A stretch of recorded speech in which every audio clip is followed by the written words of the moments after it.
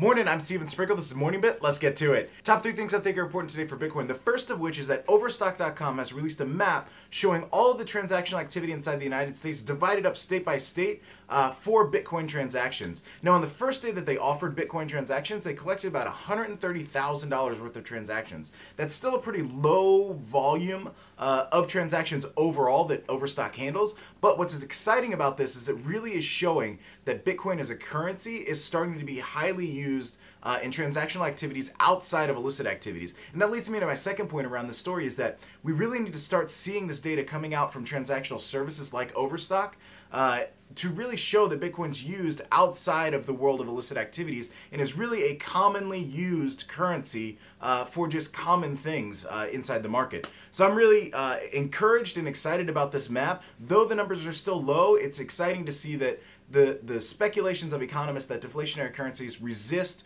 transactional activity is really not showing itself to be completely true in the case of Bitcoin. So that's exciting. Second thing that I think is really important is the idea that a lot of the wealthy individuals who have gained their wealth through Bitcoin are really staying underground. And why I think this is important for the Bitcoin community to discuss is because regulation is being actively formed in almost all jurisdictions that Bitcoin is within. So it's really important for those individuals who have gained a lot of wealth to really start exerting their influence to make sure that their concerns around the use of digital currencies are being properly addressed. And the analogy I draw is if you look at the internet regulation inside of the United States, Hollywood and a lot of the production houses and distribution houses are really exerting a lot of undue influence over the activities that occur online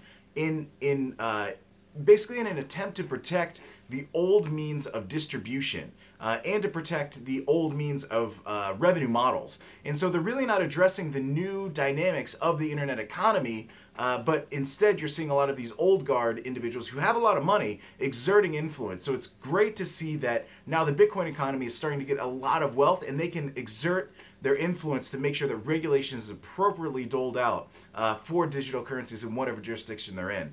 And then the last thing that I think is really important today is a service called bitmixer.io. And it's a really cool mixer because their specific aim is to handle high volume mixing. And right now, last I checked, they were at about 1,000 Bitcoin in reserve. So you can potentially mix up to roughly 1,000 Bitcoin. I would suggest doing a little bit smaller transactions than that, especially with the reserve at that level. But they do have about 1,000 Bitcoin on reserve ready to mix with. So I hope everybody's having a great day. If you're a product or service, send me a logo, send me some information. I'd love to talk about you. Hope everybody has a great day, and I will see you tomorrow.